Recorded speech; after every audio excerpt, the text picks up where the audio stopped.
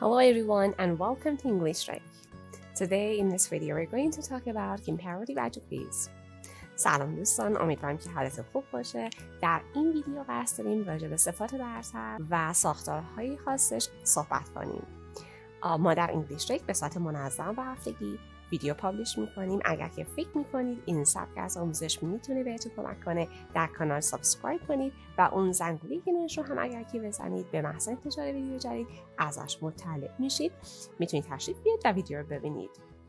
So, let's start.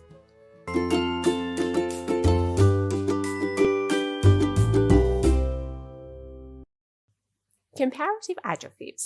Talking about two things, we can compare them. We can see if they are the same or different. Probably they are the same in some ways and different in other ways. We can use comparative adjectives to describe the differences between these two things. صفات برتر زمانی ازشون استفاده میشه که ما راجع به دو چیز قرار هست که صحبت کنیم و دو چیز رو قرار هست با هم مقایسه کنیم. وقتی دو چیز کنار هم قرار گرفته میشن، خب قطعا شباهت هایی دارن و تفاوت هایی. در ساختار مقایسه‌ای معمولا تمرکز روی تفاوت هاست. نکته کلیدی صفات برتر این هست که در نظر داشته باشیم ما دو چیز رو داریم با هم مقایسه میکنیم و نه بیشتر. حالا دو چیز میتونه باشه، دو انسان میتونه، دو فرد میتونه باشه یا هر چیزی، فقط دو، نه بیشتر. Comparative adjectives. In the example below, smaller is a comparative form of the adjective small. با یه مثال شروع میکنیم به یک صفت ساده مثل small. توی این مثال میبینید، توی این در واقع تصویر میبینید که دو چیز دارن با هم مقایسه میشن و یک کدومشون در واقع کوچیک‌تر از اون یکیه.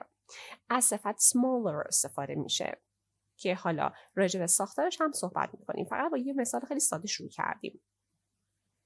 Formation of comparative adjectives. There are two ways to make or to form a comparative adjective. Short adjectives add er. Long adjectives use more. چطور ساختارش بسته میشه؟ برای صفات کوتاه اصطلاحاً گفته میشه کوتاه، حالا یا تکسیلابی ها، ما در حقیقت یک er بایستی به صفتمون اضافه کنیم و خب خیلی ساده صفتمون ساخته میشه. صفت هایی که بلندتر هستند یا به اصطلاح سیلاب‌های بالاتری دارن، از کلمه more ازش در واقع استفاده میشه. پس more میاد قبل صفت قرار میگیره و یه چیزی میشه مثلا more expensive than. Short adjectives add er. همونطور که گفتیم برای صفات کوتاه er اضافه میکنیم. For example, one syllable adjectives. صفاتی که تکسیلابی هستن old, fast.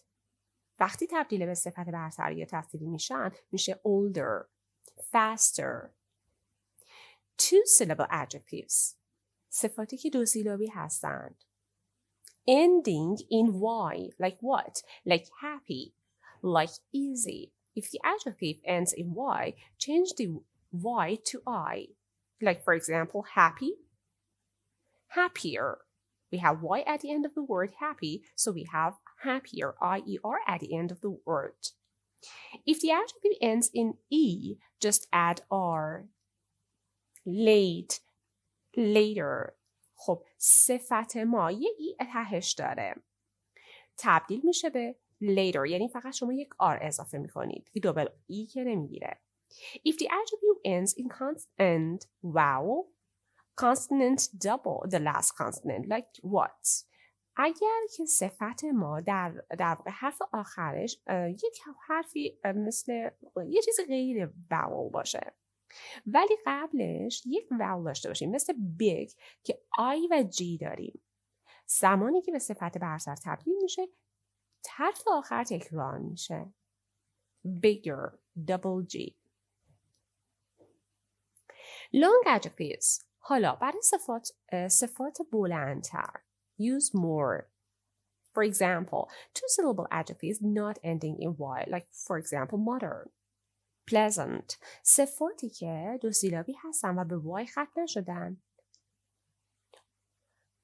مثل modern, pleasant که میشه for example more modern وقتی که تبدیل میشه صفت برتر. All adjectives of three or more syllables همه صفاتی که 3 سیلاب به بالا دارن expensive, intellectual, more expensive, more intellectual که حالا تو جمله بسته میشه more expensive than چیزی که داره مقایسه میشه با چیز اول.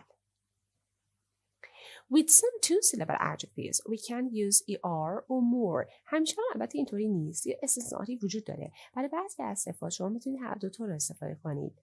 هر دو فرم استفاده کنید. برای مثال quiet, quieter or more quiet. هر دو امکانش هست. Clever, cleverer or more clever.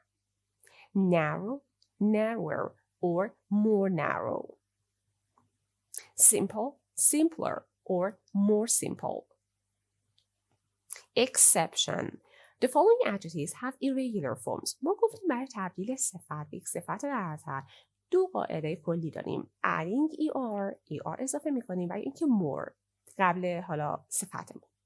یه سری از صفات هستن که از قاعده خاصی پیروی نمیکنن، irregular form میگیرن. مثل چی؟ good, better. well زمانی که به معنی سلامتی هست better. For example, I feel better. انگار که مقایسه دارید میکنید حالتون رو با گذشته. Bad, worse. For 2 forms we have. Father, feather. بنابراین اینها از قاعده خاصی پیروی نمیکنن. Look at these examples. Mike is tall, but Jack is taller than Mike. 2 فرد در حال مقایسه است. Mike and Jack. Mike is tall. Jack is taller. America is big, but Russia is bigger. Bigger than what? Bigger than America. I want to have a more powerful car.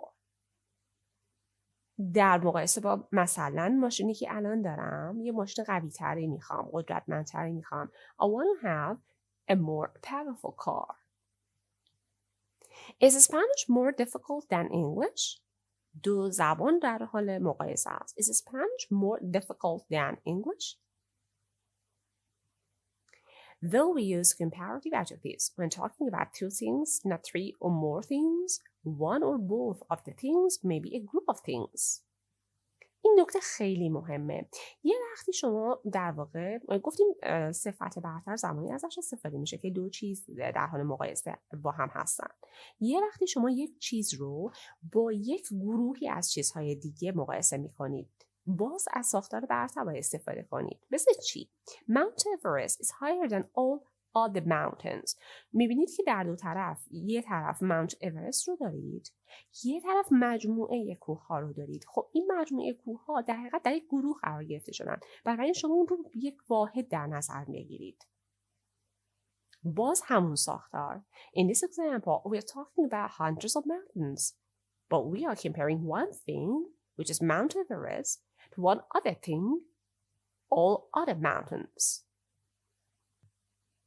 اولین ساختار خاصی که میتونیم بسازیم با در واقع صفات برتر. Repeat comparative adjectives to describe a continuous change.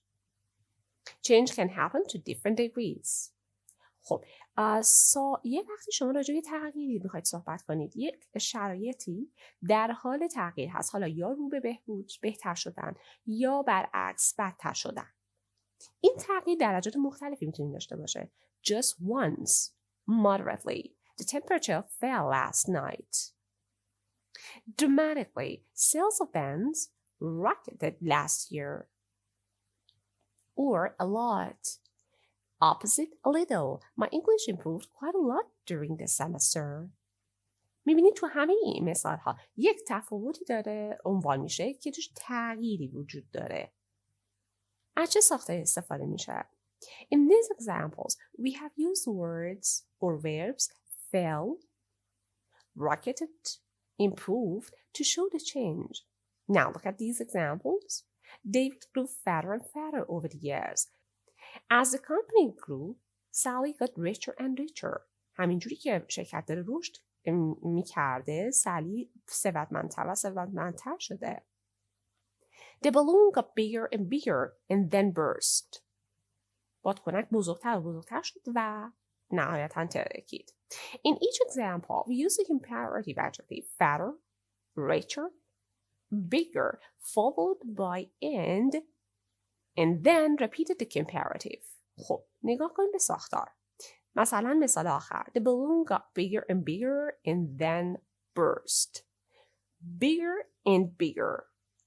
تکرار کردیم. Richer and richer.